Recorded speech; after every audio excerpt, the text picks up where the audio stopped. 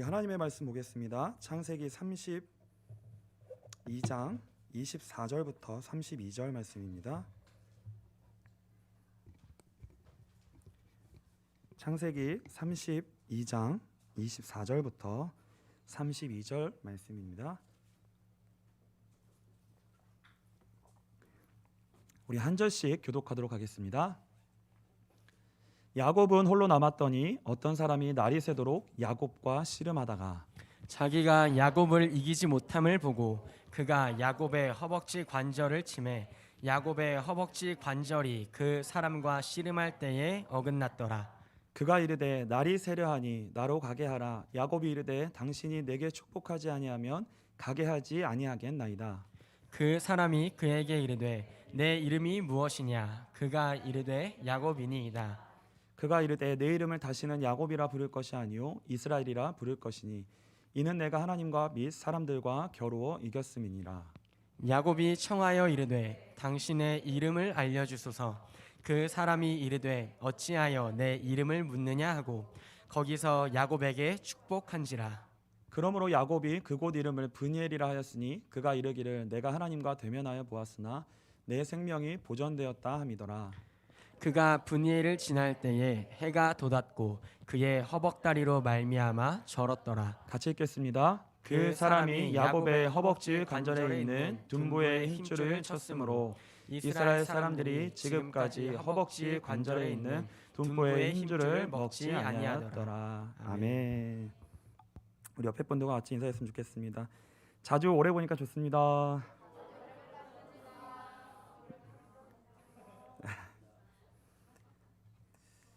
네.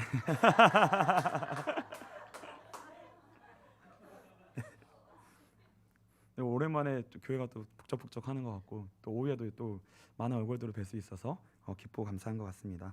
오늘 혼자 기도할 수 있다면이라는 제목으로 오늘 하나님의 말씀 나누도록 하겠습니다. 요즘 그 TV 프로그램 중에 나 혼자 산다라는 그 프로가 있어요. 그 연예인들이 혼자 사는 연예인들이 나와서 이렇게 혼자 사는 모습을 보여주는 그런 프로입니다. 그 프로가 처음 나왔을 때는 이게 그렇게 인기를 얻을 수 있을까 싶었는데 이게 굉장히 장수하는 프로가 됐거든요. 그게 왜 그러냐면 그만큼 지금 혼자 사는 사람들이 많기 때문에 그래요. 혼자 사는 1인 가구들이 많은 그런 시대가 되었습니다. 사실 예전에 농경 시대 때는요, 우리가 다 대가족으로 살았어요. 다 대가족으로 살았고, 3대, 4대가 같이 모여서 살았고, 한 그 마을이 한 가족으로서 이렇게 한 공동체를 사실 이루면서 한 마을처럼, 한 가족처럼 그렇게 살았습니다. 근데 이제 산업화가 되면서 하나둘씩 서울로 이제 도시로 상경을 하면서 이제 홀로 가정을 떠나 홀로 독립하여서 이제 그런 그 상경한다고 하죠. 상경하여서 혼자 사는 그런 일들이 이제 생기기 시작했고요. 그리고 홀로 떨어져 나와서 가정을 이루다 보니까 이제 핵가족을 이루는, 그래서 4인 가구, 3인 가구, 2인 가구 이렇게 이제 핵가족을 이루는 또 시대가 되었다가요. 이제는 또 그 시대를 지나서 이제는 거의 1인 가구들이 많아지고 있는, 홀로 살고 있는 사람들이 나이를 불문해서 지금 홀로 살고 있는 시대가 됐습니다. 그래서요, 예전에는 혼자 밥 먹는 사람 보면은 쟤 사람 너무 친구 없나 보다. 저 스스로도 혼자 밥 먹으면 괜히 난 친구가 없는 것처럼 보이고 이런 시대가 있었는데 지금 혼자 먹는 것도 너무나 자연스럽고요. 이 식당들도 혼자 오는 사람들을 위해서 근데 이제 식당들이 이제 1인식으로 그렇게 다 되어져 있습니다. 고기 굽는 것도 혼자 다 구워 먹을 수 있게 다 돼 있어요. 너무 좋잖아요, 그거. 혼자 이렇게 돼 있습니다. 그만큼 이제는 그 혼자라고 하는, 나 홀로라고 하는 어떤 그런 키워드가 좀 요즘 시대에 이렇게 이슈가 되고 있는 시대가 되었습니다. 사실 역사를 좀 살펴보면은요, 이 시대적 흐름이 여러 가지로 이렇게 반복된다는 것을 볼 수가 있는데요. 그러니까 어느 시대에는 함께 사는 것, 더불어 사는 것이 너무나 중요하고 강조됐던 시기가 있습니다. 예를 들면 우리나라가 일제 강점기를 지나고 6.25 전쟁을 또 거치고 이런 위기와 어려움을 거치면서 우리가 강조됐던 게 뭐였냐면요, 한민족이라고 하는 공동체 의식이에요. 그러니까 문제와 위기가 생기면요, 항상 이 하나됨을 강조하게 됩니다. 그래서 이제 대한민국이라고 하는 그 한 가지 정책성으로 우리가 하나가 되어지는 거예요. IMF 때 금 모으기 운동 막 이런 거요. 우리가 한 민족이라는 것으로 이렇게 막 하나가 되잖아요. 그러니까 하나가 되어질 때가 있습니다. 저는 그거를 굉장히 크게 느꼈던 때가 있는데 그게 2002년 월드컵 때예요. 제가 고등학교 2학년 때였는데 2002년이 제가 고등학교 2학년 때였어요. 근데 정말 지금도 그때도 뭐라고 얘기했냐면 이 날은 다시는 안 와.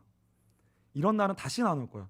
우리나라가 4강을 가고 뭐 이렇게 온 민족이 하나가 되어지고 이런 축제 날은 아마 앞으로도 오지 않을 거야. 나 이거는 엄청난 경험을 하는 거야라고 정말 그때 느꼈었거든요. 그러니까 어느 정도로 느꼈냐면요. 그냥 옆에 있는 사람 남이잖아요. 남인데 그렇게 반가울 수가 없어요. 옆에 있는 사람이. 옆에 있는 사람은 악수하고 안고 막 그냥 인사하고 그냥 버스에도 그냥 버스에서 타주고 가다가도 길에다도 차 세워가지고 막 태워주고 정말 말도 안 되는 일이 일어났거든요. 근데 그거가 지나고 나서는 또 다시 남남이잖아요. 냉랭하게. 어떻게 그런 일이 있었냐 싶을 정도로 말도 안 되는 기적이 일어났다는 거죠. 그래서 이게 정말 그런 기적 같은 시기가 있었어요. 그러니까 내가 대한민국 국민이다. 뭐 올림픽을 보고 뭐 월드컵을 보고 이렇게 하면은 막 이 마음이 벅차오르는 이런 마음들. 공동체 의식이 꼭 그렇게 있거든요. 근데 이제 그런 공동체 의식이 강조됐던 시기가 또 지나면 다시 또 그 공동체 시기가 강조됐던 만큼 언제나 어떤 것에는 다 명암이 있습니다. 좋은 점도 있고요, 나쁜 점도 있어요. 그래서 이 공동체성이 강조되면 무엇이 그 시대의 키워드냐면요. 공동체성이 강조되면 그 시대에는 반드시 강조되는 게 뭐냐면 권위라는 것이 강조됩니다. 공동체. 그러니까 여러분들 한 대가족 이렇게 한번 생각해 보세요. 할아버지가 계시고 할머니가 계시고 증조할머니가 계시고 증조할아버지가 계시는 대가족에 여러분이 산다고 생각해 보세요. 그 대가족이라는 걸 딱 생각해 보면 그 이미지가 떠오르는 것이 뭐냐면 어떤 권위라는 것이 따라옵니다. 권위라는 것이 따라와요. 이 권위라는 것은 뭐냐면 사람과 사람이 함께 살아가기 위해서 반드시 필요한 어떤 약속입니다. 그게 도덕일 수도 있고 그게 윤리일 수도 있고 어떤 일종의 모든 사람들이 인정할 만한 그 가족들이 인정할 만한 일종의 규칙이 생기는 거예요. 누구나 인정할 만한. 그래서 그것이요 누구에게나 그것이 인정받는 규칙이기 때문에 자동적으로 권위가 생기는 거예요. 그것을 따르게 돼요. 자동적으로. 그게 물 흐르듯이 그게 흐르게 됩니다. 근데 중요한 건 뭐냐면 이 권위는 굉장히 인격적 관계 속에서 이것이 인정되어지고 항복되어지고 받아들여지게 돼요. 그래서 할아버지, 할머니가 너무 존경스럽고 어른들이 너무 공경할 만큼 존경스럽고 그렇게 공경할 수 있는 이 공경심이 우리에게 생길 때 가족 간에 아주 아름다운 이 권위가 생기거든요. 근데 이 인격적 관계가 사라지게 되면 뭐만 남냐면 그냥 법만 남아요. 그냥 규칙만 남습니다. 그럼 그때부터는 어떻게 되냐면 이 규칙과 법이 사람을 잡아요. 사람을 잡습니다. 아주. 사람을 죽여요. 그래서 권위가 남는 것이 아니라 권위주의가 됩니다. 그러니까요 공동체라는 것은 그만큼 필요하고 중요한 거예요. 그럼 그 공동체가 뭐냐면 반드시 권위가 생기는데 이 권위가 어느 날 권위주의로 실종이 되더라는 거예요. 그래서 이제 시대의 흐름이 다시 바뀌기 시작합니다. 왜요? 잘못된 권위주의 가운데 상처들이 생긴다는 거예요. 상처들이 생기니까 어떤 흐름이 생기냐면요. 그 다음부터는 개인이 강조되는 시기가 와요. 공동체가 아니라 개인이 중요해. 사람이 더 중요해. 내가 더 중요해. 어떤 공동체와 권위보다 내가 더 중요해. 공동체에 이익 쫓다가 내가 죽어. 이렇게 되는 시기가 온다는 거예요. 그래서 개인의 자유를 추구하기 시작합니다. 근데 이게 출발은요 너무나 당연한 거예요. 왜요? 단순히 내가 권위를 무시하고자 하는 것이 아니라 나는 잘못된 권위주의 아래에 있고 싶지가 않은 거예요. 그러니까 일단 위에 있는 권위에 내가 그것을 순종하고 싶지 않고 거기서 자유하고 싶은 거예요. 도망가고 싶은 거예요. 거기서 벗어나고 싶은 거예요. 그래서 자유를 추구하기 시작합니다. 기존의 권위를 거부해요. 근데 이런 시기가 오면은요 어떤 시기가 유익이 있냐면 개개인의 인격이 굉장히 존중받는 유익이 생기게 됩니다. 이게 장단점이 있어요. 그러니까 개개인의 인격이요 공동체 안에서는 굉장히 무시될 경우가 많거든요. 한 사람 한 사람을 살피기가 어려울 때가 있거든요. 근데 한 사람 한 사람을 자세하게 보게 되고 소중하게 보게 되고 그 사람의 말에 귀를 기울이게 되고 그 사람을 인격을 소중하게 여기게 됩니다. 이런 이제 유익이 있어요. 이런 시대 흐름마다 반복적인 흐름 속에 각각의 유익이 있습니다. 근데 이제 중요한 것은 뭐냐면 개인의 자유를 우리가 추구하고 나의 인격을 소중히 여기기 시작하는 것이 좋은 출발이긴 한데 그것이요 그 이후의 과정을 지나가다 보면 어떻게 되냐면요 좋은 결말로 꼭 이어지는 것이 아니라 어디까지 가버리냐면요 선을 넘는 자리까지 가버려요. 이게 좋은 의미인데도 불구하고 어디까지 가냐면요 권위 자체를 그냥 다 거부해버립니다. 난 이제 누구의 말도 듣고 싶지 않아. 그리고요 나의 인격을 존중받고 싶어 한다는 이런 것을 아주 그럴싸하게 포장해가지고요 사람 자체를 최고의 권위의 자리에 올려놓고 하나님의 자리에 올려놓고 거의 우상을 숭배하듯이 인격을 그렇게 하나님의 자리에 올려놓습니다. 여기까지 나아가게 돼요. 요즘 뭐 익숙한 여러 가지 그 갈등들이 있잖아요. 페미니즘, 뭐 동성애, 여러 가지 이런 사회 소수와 약자들로서 약자들이 그것들 가운데 상처 가운데 이것을 회복하기 위한 운동들이 있어요. 이거는요 다 상처받고 약한 사람들이 그 권위 가운데 권위주의 가운데 상처를 받았기 때문에 그 회복을 하기 위한 거거든요. 아주 좋은 거예요. 근데 이 과정이 좋게 진행되지만은 않더라는 거예요. 이 과정이 그 결말로 가서는요 좋은 의도로 시작했다가 선을 넘어가는 거예요.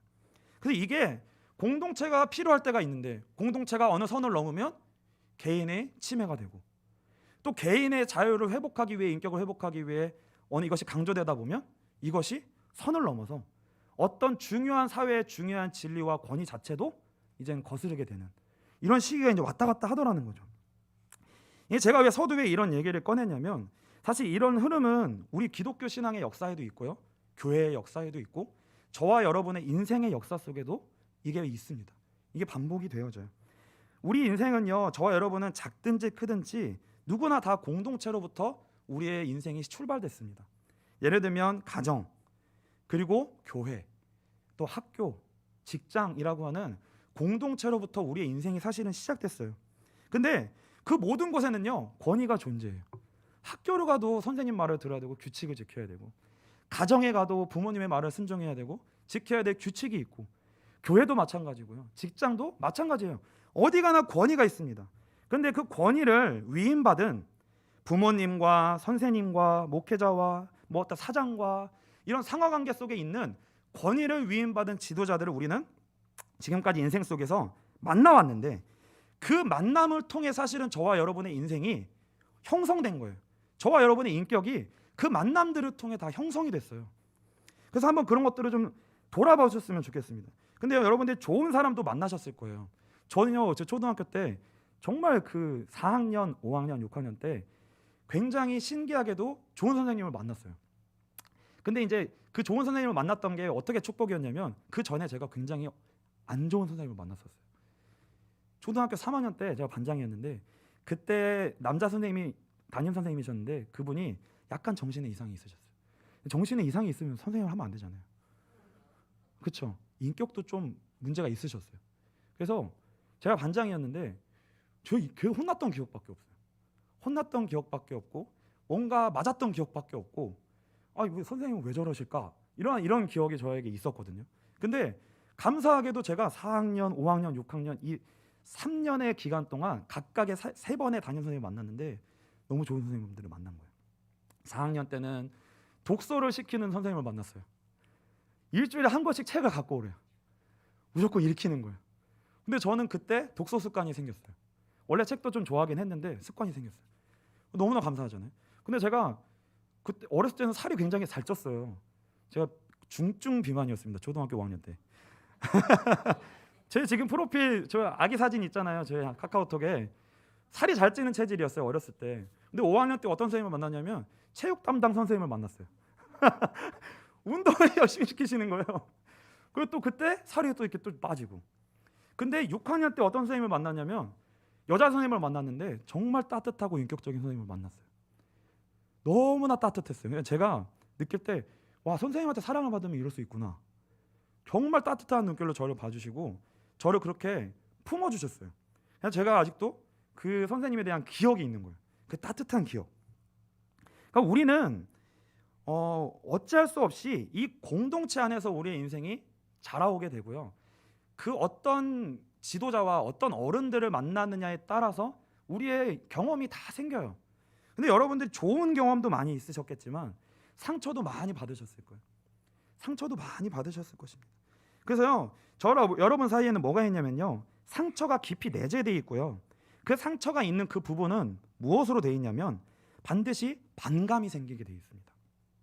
그 부분을 반감이 생겨요. 그 부분을 얘기하면 자동적으로 방어를 하게 되고 그 부분을 밀어내게 됩니다. 상처가 있으면요.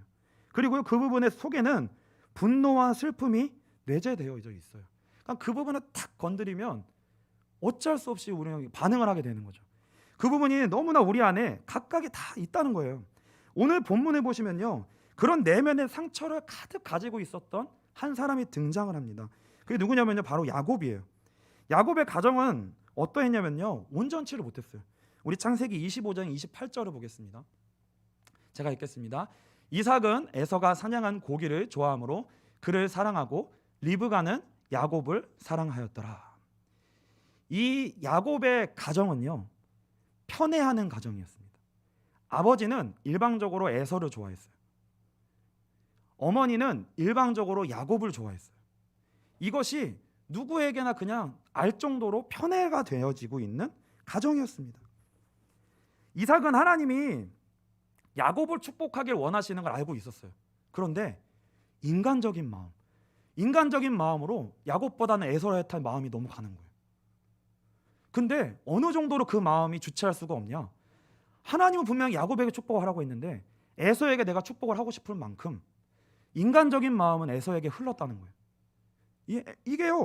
이게 실제 성경에 기록되어 있는 내용입니다. 리브가는 아브라함으로부터 말미암는 그 언약, 그 약속이 야곱에게 이어질 거로 처음부터 알고 있었어요. 근데 그게 오히려 독이 됐어요. 그것 때문에 처음부터 야곱한테만 마음이 간 거예요. 처음부터 야곱한테만 마음이 흐른 거예요.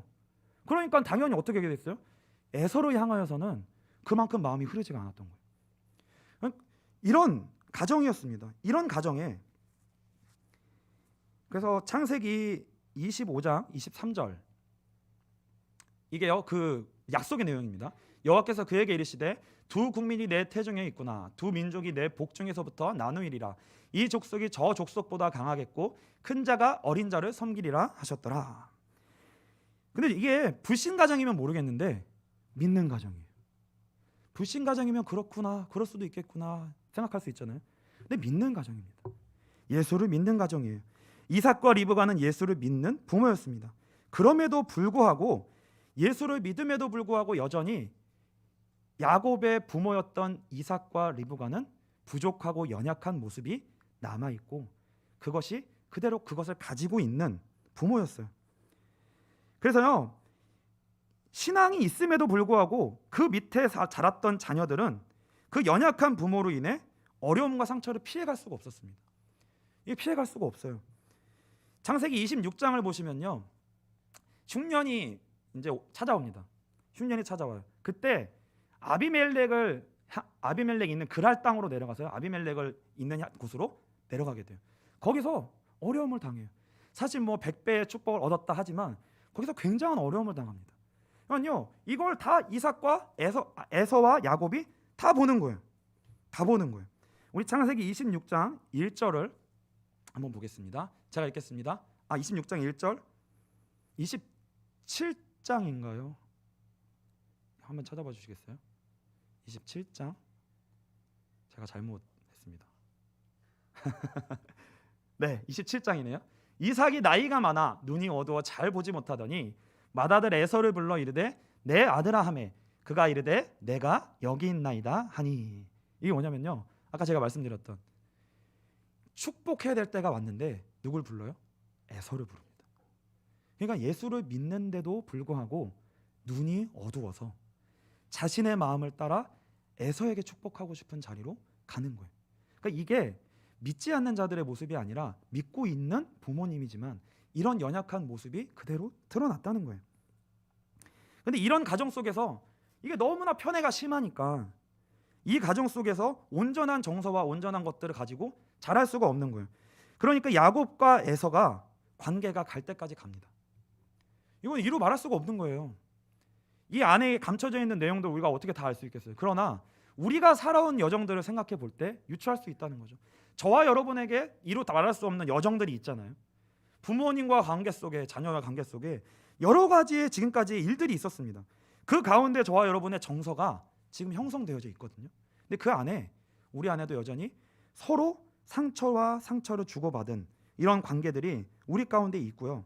이게 여전히 우리 가운데 있다는 거예요. 그래서 이 관계가 갈 때까지 가게 되고요. 야곱은 어떻게 돼요? 가장 소중하게 여겼던 공동체, 가정 공동체에서 쫓겨납니다. 그걸 떠나게 돼요. 그냥 가정을 떠나게 된다. 이거 엄청난 슬픔이거든요. 첫 공동체인데 여기서 쫓겨나요. 근데 그 공동체를 만나서 간 데가 어디예요? 삼촌 라반의 집이에요. 근데 거기도요 아주 심각합니다. 거기도 아주 심각해요. 그 공동체에서도 남은 건 뭐예요? 상처밖에 남지 않아요. 거기서도 상처밖에 남지 않습니다. 그러니까 우리 야곱의 마음에요 얼마나 그 빈틈이 많았을까요? 야곱의 마음에 얼마나 그 허전한 마음과 채울 수 없는 마음과 상처가 혼자 있을 때 본인만 아는 채울 수 없는 그 빈틈. 이 빈틈이 바로 상처거든요. 이 상처가 우리 안에 있으면요 거기를 통하여서 계속 뭔가 빠져나가요. 계속 빠져나갑니다.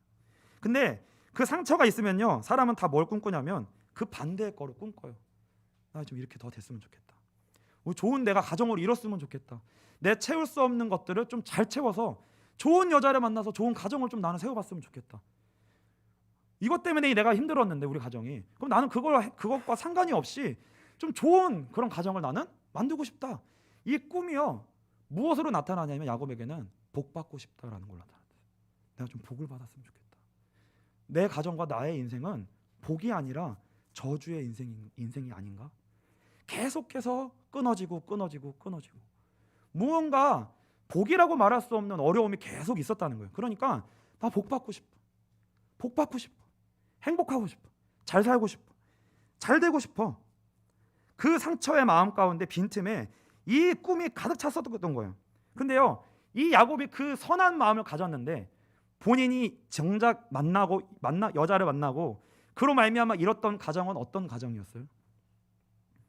똑같은 가정을 이뤘습니다. 본인이 그렇게 상처를 받았는데요 똑같은 가정을 만들어요. 자기는 정말 한 여자를 사랑했는데 두 여인과 살게 됐어요. 근데 그 두 여인 중에 한 사람을 편애하게 됩니다. 가정을 이뤘는데. 그래서 자기 아들들이요 다 그걸 보는 거예요. 자기가 제일 싫어했던 게 편애하는 거였잖아요. 근데 본인이 편애했어요. 본인이 어머니를 자신의 자신의 아내를 편애했어요. 그리고요 심지어는 자신의 아들도 편애했습니다. 누구를 편애했어요? 요셉만을 편애했어요. 그러니까요 본인이 싫어하고 가장 상처된 것을 자기는 안 하고 싶었는데 본인이 그대로 하더라는 거예요. 그러니까 본인의 인생과 본인이 만들어냈던 가정은 이삭과 리브가로 말미암은 가정보다 더 심한 상처와 갈등이 반복되어지는 그런 여정을 가게 됐고요. 그로 말미암아 본인의 자녀들도 동일하게 상처를 받게 됩니다. 우리 창세기에 계속 보잖아요.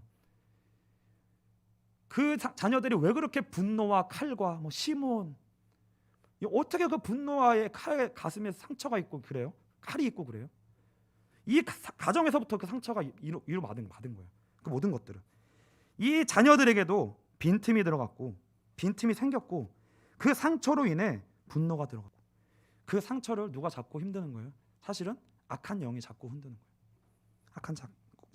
악한 영이 잡고 흔듭니다.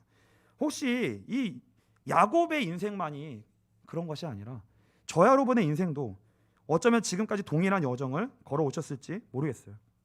그런데 우리가 이 신앙생활을 하면서 내가 예배를 드리고 뭔가 헌신을 하고 열심히 뭔가 살아가는 신앙생활도 열심히 하는 것 가운데 우리가 어쩌면 놓칠 수 있습니다. 그런 게 뭐냐면 우리 안에 깊이 있는 이 상처, 우리 안에 어찌할 수 없는 이 깊은 상처들이 우리 안에 있는데 어떻게 보면 우리는 정말 이 깊은 상처를 가지고 하나님 앞에 대면하는 것이 아니라 어떻게 보면 이 받은 상처를 내가 지켜내고 자존심을 세우고 내가 생각하고 있는 나를 구원할 어떤 목표를 향하여 달려가고 있을 수 있어요. 이삭이 눈이 어두웠던 것처럼 우리도 여전히 눈이 어두운 만큼 우리 안을 어쩌면 우리 자신이, 저와 여러분이 나 자신을 가장 모를 수도 있어요. 가장 모를 수도 있습니다. 예수를 믿으면서도 우리는 우리의 내면의 깊은 우리의 진짜 본 모습을 보지 못할 수 있고요. 어쩌면 외면할 수 있을지 모르겠습니다. 그런데요, 오늘 본문 속에서 감사한 것은 무엇이냐면, 이 상처로 점철되어 있는 야곱의 인생 속에 누가 함께하고 계시냐면 하나님이 함께하고 계십니다. 하나님이 함께하고 계세요. 그래서 하나님이 함께하심으로 말미암아 무엇을 끊으시냐면 이 악순환의 고리를 끊어내는 일을 하십니다. 사실은요, 이 악순환이 어디서부터 시작됐냐면요, 우리 창세기 3장 5절과 6절 한번 보겠습니다.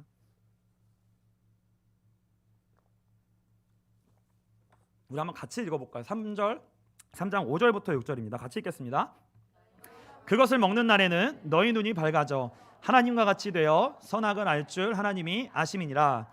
여자가 그 나무를 본즉 먹음직도 하고 보암직도 하고 이롭게 할 만큼 탐스럽기도 한 나무인지라. 여자가 그 열매를 따먹고 자기와 함께 있는 남편에게도 주매 그도 먹은지라. 이 모든 악순환이 어디로부터 시작된 거냐면요, 첫사람, 우리의 첫 인류의 첫 조상이었던 아담이 범죄함으로 말미암아 죄가 들어오게 됐고, 그 죄로 말미암아 사망이 들어오게 되면서 우리가 겪고 있었던 그 모든 악순환이 여기서부터 시작된 거예요. 우리가 받았던 상처, 우리에게 상처를 줬던 어떤 공동체와 우리가 상처를 받았던 부모님과 어떤 지도자들과 우리의 만났던 어른들, 그 어른들 또한 그 부모로부터 상처를 받았어요. 그 위의 지도자들로부터 상처를 받았어요.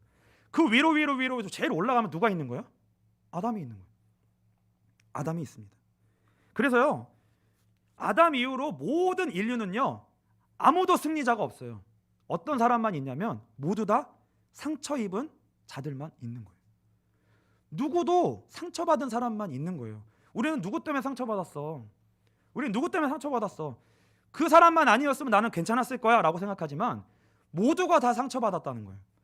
모두가 다 힘이 없었다는 거예요. 모두가 다 잘 살고 싶었지만, 잘하고 싶었지만 그렇게 할 수 없었다는 거예요. 오직 사단만 승리했다는 거예요. 오직 사단만 승리자였다는 거예요. 아무도 승리자가 없었어요.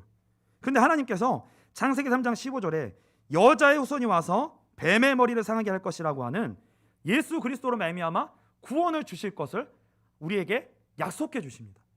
이것만이 뭐예요? 하나님으로부터 말미암아 이 악순환의 고리를 끊어내고 하나님으로 말미암아 구원의 역사, 승리의 역사, 회복의 역사, 생명의 역사를 시작할 그 시작, 그 은혜를, 그 복음을 하나님이 약속해 주셨다는 거예요.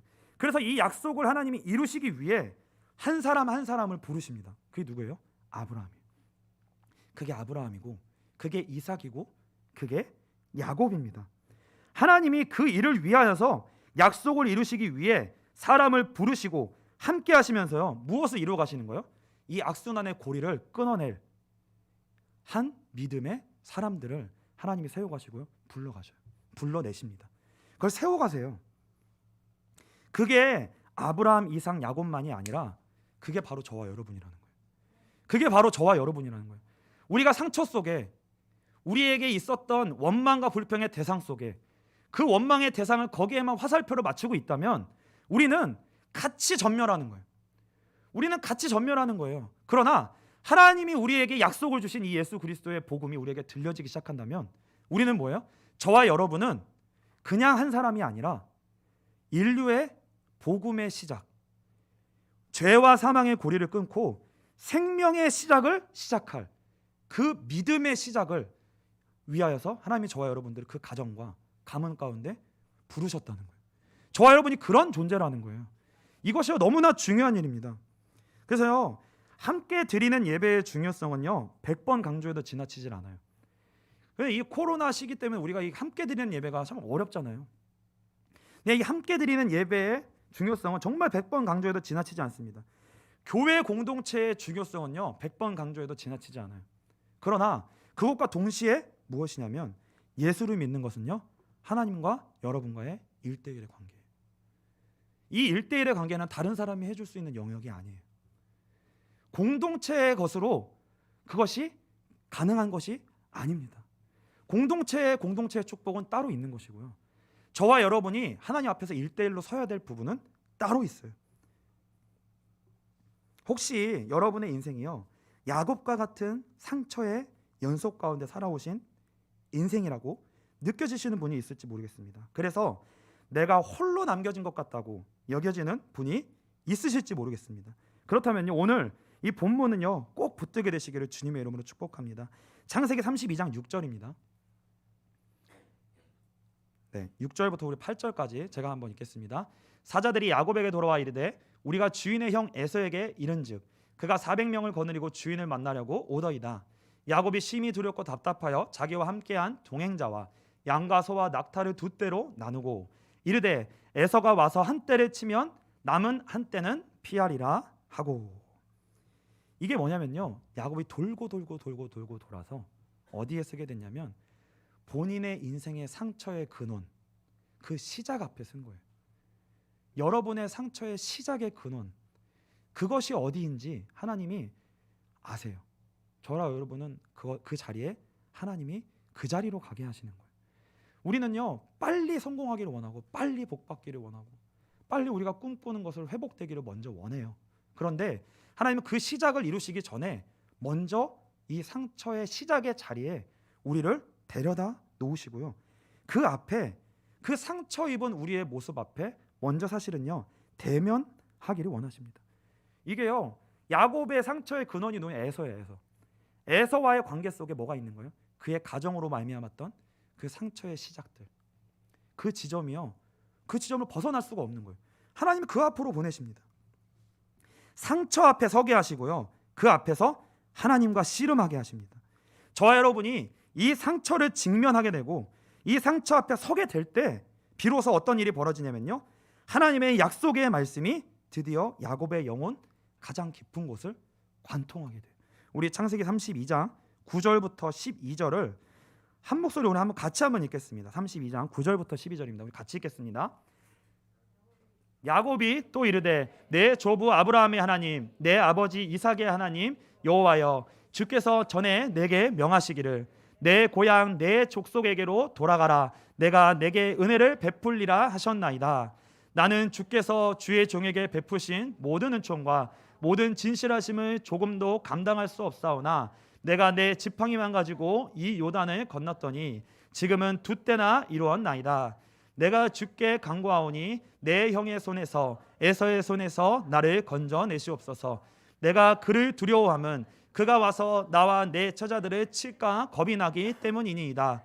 주께서 말씀하시기를 내가 반드시 내게 은혜를 베풀어 내 씨로 바다에 셀 수 없는 모래와 같이 많게 하리라 하셨나이다. 이다. 잃어버렸던 약속이에요. 이 약속을 하나님 언제 주셨냐면 첫 공동체에서, 그 가정에서 쫓겨나와서 돌베개를 메고 있을 때 가장 본인의 인생이 어두웠던 상처 가운데 가장 신음했던 그 자리에 누가 계셨냐면 하나님이 함께 계셨습니다. 하나님이 나타나셔서 뭘 주셨어요? 너는 구원받은 하나님의 자녀야. 너는 이제 예수 그리스도로 말미암아서 새로운 시작을 할, 하나님이 죄와 사망이라고 하는 그 근원의 문제로 고리를 끊어내고 생명의 시작으로 말미암아 그거를 시작할 그 언약을 받은 그 하나님의 역사를 이룰 그 일에 부름받은 자야. 내가 너와 함께 있을 거야 라고 하나님이 찾아오셔서 그 약속을 주시고 말씀을 주셨어요. 근데요, 그 말씀이 그의 영혼에 들어가지 않았습니다. 그 말씀이, 그 하나님이 그의 인생 속에 깊은 곳에 전혀 들어갈 수가 없었어요. 그래서 돌고 도는 거예요. 그래서 돌고 도는 겁니다. 우리가 우리의 상처의 가장 근원의 깊이에 그 자리에 쉽게 가지지 않아요. 그 앞에 마주서기가 쉽지 않습니다. 저와 여러분이 상처받은 어떤 관계 가운데 그것을 마주하고 그 앞에 그 문제를 근원적으로 해결하는 그 자리까지 가기가 쉽지 않다는 거예요. 근데요, 하나님이 그 자리로 인도하시는 거예요. 그리고요, 홀로 남게 하십니다. 홀로 남게 하세요. 그래서요, 어떻게 보면요, 야곱이 이때가 가장 힘들었을 수 있어요. 가장 절망스럽고 캄캄하고 아프고 힘든 시기일지 모르겠습니다. 그러나 이 시기에 다시 무엇이 찾아오는 거예요? 하나님이 함께 하심으로 말미암아 주셨던 그 약속이 이제 진짜 본인의 것으로 붙들 수 있는 진짜 시기가 되어지고요. 정말 하나님과 만나질 수 있는 시작이 되어집니다. 우리는요, 하나님과 정말 잘 안 만나져요. 정말 안 만나지거든요. 근데요, 이 시기가 아담의 후손으로 살아왔던 상처투성이었던 축복을 붙잡으려고 했던, 뒤꿈치를 붙잡으려고 했던 그 야곱이 아니라 약속의 자녀 이스라엘로서 진정한 변화가 되어지는 그 과정이 홀로 있을 때 하나님이 찾아오셔서 이 은혜를 허락하여 주시고요, 이 씨름을 할 수 있도록 은혜를 주십니다. 그래서 저와 여러분이요, 하나님의 자녀로서 정말 예수와 연결될 수 있는, 하나님과 홀로 씨름하고 예수를 붙들 수 있는 그 지점, 그 홀로 설 수 있는 그 시간이 우리 저와 여러분에게도 있게 되시기를 주님의 이름으로 축복합니다. 혼자 예배할 수 있으면 됩니다. 같이 예배하는 것은 다 무엇을 위한 거냐면요, 여러분의 자리에서, 여러분이 넘어질 수밖에 없는 그 자리에서 홀로 예배할 수 있게 하기 위해서 하나님이 허락하여 주시는 은혜들이에요. 이 코로나를 통해서 우리는 경험을 했습니다. 이 예배가 없어질 때 우리는 속절없이 넘어지는구나, 우리 홀로 설 수 없구나. 그래서 하나님은 최대한 모여서 예배할 수 있으실 때, 하나님이 우리에게 은혜를 주시고 말씀을 주실 때요, 최대한 말씀을 들으시고요, 받아 놓으시고요, 들어 놓으세요. 지금 그것이 우리에게 부딪혀오지 않지만 반드시 열매를 맺어서요, 저 여러분의 그 상처의 깊은 그 자리에, 진짜 내가 서야 될 그 자리에, 맨날 넘어질 수밖에 없는 그 자리에 정말 이 예수를 붙들고 설 수 있는 자리로 여러분이 갈 수 있게 됩니다. 이 씨름을 할 수 있던 하나님 우리에게 은혜를 주세요. 홀로 예배할 수 있다면, 홀로 기도할 수 있다면, 여러분이 홀로 여러분의 자리에서 여러분 자신과 자꾸만 여러분을 무너뜨리고 있는 여러분 안에 있는 야곱과 만나서 그 야곱으로 인해 내가 무너지는 것이 아니라 내가 새로운 약속을 붙든 하나님의 자녀야 라고 하는 이 믿음의 새 사람이, 옛사람을 이겨낼 수 있는 이 씨름이, 할 수 있는 힘이 여러분들에게 주어질 것입니다. 여러분들 자신과 싸워 예수를 믿기로 하는 이 한 사람이요, 탄생하는 그 일을 위해서요, 하나님이 지금 계속 일하고 계시는 거예요. 그 일을 계속하고 계세요. 더딘 것 같지만 반드시 이 일을 하고 계십니다. 그 한 사람을 찾고 계시고요, 그 한 사람을 지금도 만들고 계시고요, 그 한 사람이요, 저와 여러분입니다. 다른 사람 아니에요. 100% 저와 여러분입니다. 100% 저와 여러분을 하나님이 우리 사랑하고 계시고요, 붙들고 계시고 그렇게 반드시 세워 가실 것입니다. 우리 마지막으로 성경 구절 읽고 마치도록 하겠습니다. 창세기 32장 24절부터 30절까지 우리 읽고 우리 마치도록 하겠습니다. 우리 같이 읽겠습니다. 24절부터 32절까지 같이 읽겠습니다. 야곱은 홀로 남았더니 어떤 사람이 날이 새도록 야곱과 씨름하다가 자기가 야곱을 이기지 못함을 보고 그가 야곱의 허벅지 관절을 치매 야곱의 허벅지 관절이 그 사람과 씨름할 때에 어긋났더라. 그가 이르되 날이 새려하니 나로 가게 하라. 야곱이 이르되 당신이 내게 축복하지 아니하면 가게 하지 아니하겠나이다. 그 사람이 그에게 이르되 내 이름이 무엇이냐? 그가 이르되 야곱이니이다. 그가 이르되 내 이름을 다시는 야곱이라 부를 것이 아니요 이스라엘이라 부를 것이니 이는 내가 하나님과 및 사람들과 겨루어 이겼음이니라. 야곱이 청하여 이르되 당신의 이름을 알려주소서. 그 사람이 이르되 어찌하여 내 이름을 묻느냐 하고 거기서 야곱에게 축복한지라. 그러므로 야곱이 그곳 이름을 브넬이라 하였으니 그가 이르기를 내가 하나님과 대면하여 보았으나 내 생명이 보존되었다 함이더라. 아멘. 이 은혜가 이번 주 한 주간 동안 저 여러분 가운데 있게 되시기를 주님의 이름으로 축복합니다. 우리 시간 찬송함으로